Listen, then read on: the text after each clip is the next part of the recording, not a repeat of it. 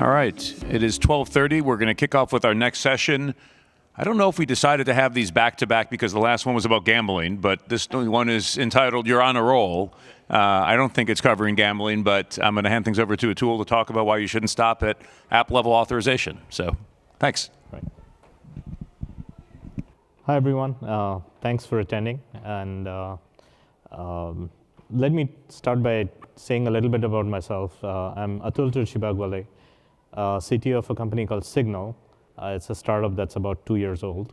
And you might, some of you might know me from my work as a co-chair of the OpenID Foundation's Shared Signals Working Group, where I've been active since I was at Google and when we started that working group. And so with that little introduction, this talk is all going to be about dynamic authorization, fine-grained authorization. So let's get started. So before we get into authorization, like if you just think about what's happening in the authentication space, right? We weren't always, it wasn't always this easy, right? We had this situation where we had people trying to build their own username passwords.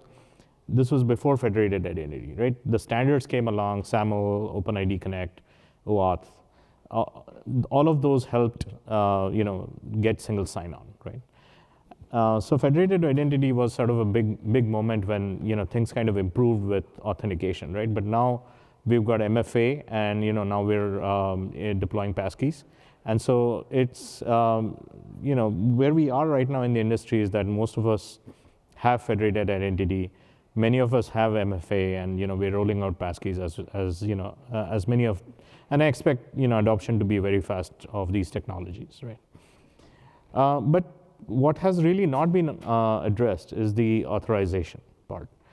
And just taking a look at how complicated this problem is, everything, like every application needs access control, right? And just to be clear, authorization is the decision to whether or not certain access is allowed, and sort of its management is called access control or access management. So everything needs access control, right? So if you might have hundreds or thousands of applications, internal applications, right? You may have infrastructure, like on-premise infrastructure that you need to control access to. You may have cloud infrastructure like your AWS or Google Cloud or whatever it might be. There are SaaS apps that need access control, like your Salesforce or ServiceNow or whatever it is that you're using. And then also you have commercial off-the-shelf software which is running on-prem. All of these need authorization, right? And then looking at the user side of things, everyone needs access control, and so that includes your privileged users, these are the users who have the most amount of access to your system. So these are relatively few in number, but they can access all your data or access your systems at a very high privilege level. Typically, you can refer to them as root users, but not being specific about that particular role. But then you may have in your organization specialized employees like commercial or customer service representatives, right? So their job is very sort of narrow in its focus, but they do need access to customer data, for example, in order to do their jobs, right? So these users are also important to have access control around. You also have business users, right? These are the users who may have a more general sort of scope, like product managers, developers, whatnot. They also need access control because which of your systems should they have access to and for what reason and all those things, right? So these are, similarly, going beyond the sort of the full-time employees, you get into like partner users, you get into contractors, and customer users, right? So these users also have certain accesses within your systems, and so all of these things need access control. So clearly, what you see here is that although authentication is somewhat of a simpler problem, and we seem to have made a lot of progress in trying to solve it, what we don't have is sort of enough of attention that we have paid to the access control problem, because fundamentally it's a little more complicated than what authentication is, right? And if you look at how people have tried to solve this problem, right? So initially you have access control lists, right? So simple lists of things that, users that have access to certain systems. This was very old in Linux and all that. You'll see this. Somehow this is coming back with SaaS because now you have named users who have access to certain SaaS systems. You typically a very popular way of doing things is role-based access control, right? So this, you define groups, you define roles, and then based on that membership of the group or role, your infrastructure or your applications will decide whether or not you have access, right? And so the newer thing that people have done is attribute-based access control, where the computation of whether someone has access to something is determined based on the attributes of the requester and what is being requested, right? So for example, let's say I'm trying to access a file in a Google Drive, and I am from the engineering department, and the file is relating to the engineering department. Both have the tag engineering, and as a result, I get access to that file, right? It's a hypothetical example. I'm not saying Google does it this way, but this is just sort of a hypothetical example of how ABAC works. And then the latest thing, which is something I will be spending a little more time on, is centralized or continuous access management. What this does is, in ABAC or in RBAC, the application is making the decision of whether or not to provide access to specific functionality in your system, right? So even if you have centralized roles or centralized ways of managing attributes, each application is somewhat responsible for whether or not how to interpret those roles or how to interpret those attributes in order to make the decision of access control. In centralized, all of that gets sort of externalized to a different entity. And that's sort of the new thing here in access management. But just to note that all of these are important, right? It's not like with federated single sign-on, you've seen that, oh, now all your local access to applications needs to go away because everybody can just log in using the federated identity, right? In authorization, it's slightly different because each one of these can be used for different purposes. Because RBAC is simple, you can use it for things that don't need a lot of dynamism. ACLs are important at the very top level, where you might have a very small named number of users that have access to specific, like root level access to, let's say, your AWS infrastructure or something. And so, all of this can coexist, but it's sort of, most of this talk is going to be about where you should use one or the other, right? So now, if you, there was a standard called, or there is a standard called XACML, Extensible Access Control Markup Language. The standard defines certain terms like policy enforcement points, policy decision points, and all those things. And this is sort of a diagrammatic representation of that. And so I'll quickly go through this. So on the left, you see the policy enforcement point. And that basically is the part of the software that makes the actual decision of whether or not a specific access request should be granted or denied, right? So this is a user is trying to access, let's say, the access may be saying, issuing a discount to a customer, right? That access, the policy enforcement point is going to finally decide whether that access should be allowed or that should be denied, right? Now, there is a part of the system that is the policy decision point. So that policy decision point, or PDP, is something that is going to make that decision, right? So based on its knowledge of the policies or its rules or its code or whatever, it's going to make a decision whether that access should be allowed or not. It's going to rely on information from what is known as the policy information point, right? So these could be your role directory, or these could be your attribute sources of information. And all of this is administered through the policy administration point. And I won't be surprised if you're a little perplexed with all this, because it is a little more complicated than you might want, right? So just going back to the parallel of federated identity and how our standards like SAML, OAuth, and passkeys have helped sort of solve the authentication problem for us, right? There is definitely, we should look at, what are the standards that are there, and, how we can use those to solve our problems today, right? So great news is there are, not many standards out there, but, usage is limited, or These are some very new things that I'm going to show here that you may not have heard of before, right? So the first one is Hexacamal, right? It's very popular. I shouldn't say that it's very popular. It's more like it's been there for a long time. Everybody knows about it. Number of companies actually using it in practice is limited, and there are some it's generally thought of as being not very readable, or it's a little more complex than what people would have liked it to be, right? So, and then recently, the Open Policy Agent and the associated policy language called Rego have become quite popular, and that's coming from the Cloud Native Computing Foundation. This is the body that runs Linux, for example. So this is a new way of doing authorization, and what we've done is, in this case, the application basically delegates access decisions to OPA, and then OPA can reference data from a Rego policy to decide whether or not that access should be allowed. So in a way, it's both like an enforcement point. You can think about it as an enforcement point, but also as a policy decision point, right? This one I'm sure you would not have heard of. It's called Authzen. It's a working group that was actually formed Saturday last week, right? So it's very, very new. And the goal of Authzen is to basically provide a common model for these policy languages or components to communicate with each other, right? So providing some compatibility between the various languages. Now there is Rego here, there's Cedar, there's Alpha, there's a whole bunch of policy expression languages, and so we want to make some consolidation of that.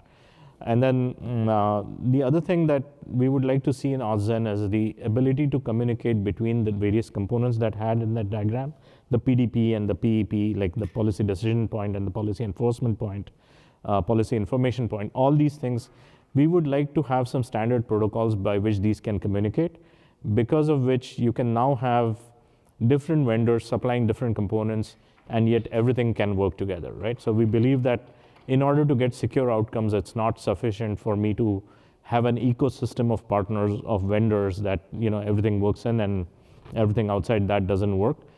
What really needs to happen is everybody should be able to talk the same language, regardless of whether they're a software vendor or like a security vendor or a SaaS vendor or something else, right? So Authzen hopes to create these common formats and protocols for communication between these components like PDP and PEP or PAP and PDP and things like that, right?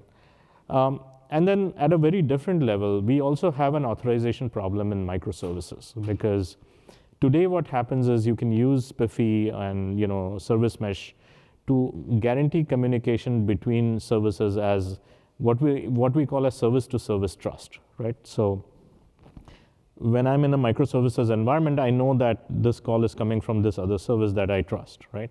Unfortunately, what happens is if there is a privileged user compromise or if there is a software supply chain compromise, that service may be corrupted, or something in that system is not really a legitimate service, but you're still going to get called by it. And as a result, what you need is a little more authorization than that. And in order to nail down the authorization, there's a group in the IETF, the Internet Engineering Task Force, called the OAuth Working Group. And inside the OAuth Working Group, there is this new draft that is likely to get adopted in next month, which is called transaction tokens, which assures the context of the of transactions, so that not only do you trust the service, you also know which user is actually invoking that transaction, and you cannot change any of the parameters of the transaction. So it makes the whole microservices environment super secure. All right, so why do we need all of this, right? Why do we have all these authorization concerns? Because finally, you want to limit these risks, right? You want to limit your cyber risk, that if somebody penetrates your identity, right? So it doesn't have to be an identity compromise. It doesn't mean that if you have phishing resistant MFA that you're covered, right? Because a session could get hijacked, right? Or there can be social engineering attacks by which regular employees are actually tricked to part with their credentials, right? So this becomes a problem, and even a small number of identities can be compromised in order to create catastrophic damage, mainly because the authorization models are not locked down, and as a result, what happens is that people are not, very sort of, once you're logged in, you just get access to a whole bunch of systems, right? And that is the thing that causes problems, right? The other problem is that there is an insider risk that, let's say you have an employee that is, has some other motivation than doing their job, and because of that, they create, they leverage their privileges, and they're able to access multiple systems and do damage, right? And sometimes it's not a malicious intent, it's just curiosity, right? Let's say you have financial data in your system and some insider will just use their power to access the financial data. That becomes a liability for the enterprise, right? So these are different things in terms of risk. And the last one I would like to talk about is compliance. Because what is happening right now is that there are manual access certifications that you're doing based on the rules and groups that you've created, and that sort of creates a snapshot in time. But at the same time, the certification process is so fraught with errors, mainly because of insufficient information for the manager who's trying to certify that access, and also just the burdensome nature of that task. Because of that, you now end up with a compliance risk that if something is found as being there's a discrepancy between the certification and the actual access, now you have a problem, right? So with all that, let's look at what are the new ways of thinking about this problem, right? So the first thing is that if you have dynamic authorization, and what I mean by dynamic authorization is that there is no specific, like you don't have to do some manual step like, oh, I now allow this user to access this thing. It's all figured out dynamically, automatically. And if you have dynamic authorization, you can actually make that authorization decision very fine-grained. It doesn't have to be based on a role that gives you broad access to a lot of things. It can be, oh, I can dynamically decide whether this user right now has access to this particular file or this particular functionality or this particular customer in my system, right? So dynamic authorization is a way to achieve fine-grained authorization. And then, static authorization ends up being coarse-grained because there is a manual step involved, right? You really cannot have static authorization because, where a manual process is involved, you cannot make that fine-grained because the management overhead is going to be enormous, right? And so the point I'm trying to make here is that dynamic authorization is what aligns better to your business needs, right? Because your broad access is not really what you want to offer your employees. What you want your employees to be able to do is do their jobs, but not really have more access than that. Because if some identity gets compromised, the session gets hijacked, the damage now becomes limited, right? So it's better aligned to your business needs to have dynamic and fine-grained authorization, right? Now, the other part is the centralization of the management, right? Now, when you talk about centralized access management, you talk to somebody today and they may say, oh, we have centralized access management because we have centralized directory in which we have roles and groups. But that's only the data, right? You're still making policy decisions inside of each application based on that role and group, right? So let's say there are 5 applications and they're all looking at the same roles and groups, but their interpretation is different. And so as a result, what ends up happening is if you have to make a change to your policy, you now have to make that change in all those 5 applications, right? And so where you need to administer that policy, where you need to sort of enforce that policy, and where you need to manage the data together is what we refer to as centralization, right? So it's not just about your centralized directory, it's about the actual policy decisions that you're making and how you're managing them. So for example, I would like to give an example of a company I'm very familiar with. They have customers all over the world, a very large company. One day they realized that a particular geography, Hong Kong, is now considered to be a part of China. And so they had to make sure that all their customer data is not accessible to users, employees in Hong Kong, because that represented a risk for that company. What they had to do was they had to scramble and fix hundreds of applications. Everybody had to drop their, whatever it is they were doing in order to fix this problem so that employees in Hong Kong can only access data of Hong Kong customers, right? So this kind of thing can happen, and if you're not sufficiently centralized, you're going to end up with this situation where you have to do this management everywhere else, right? So what I would say is that decentralized, I just explained all this. Centralization basically gives you greater management efficiency, right? That is sort of the point I would like to make, is the more you centralize your data, your policies, your administration, the more efficient your management of authorization is going to be, right? And so if I have to lay this out in terms of a landscape, right?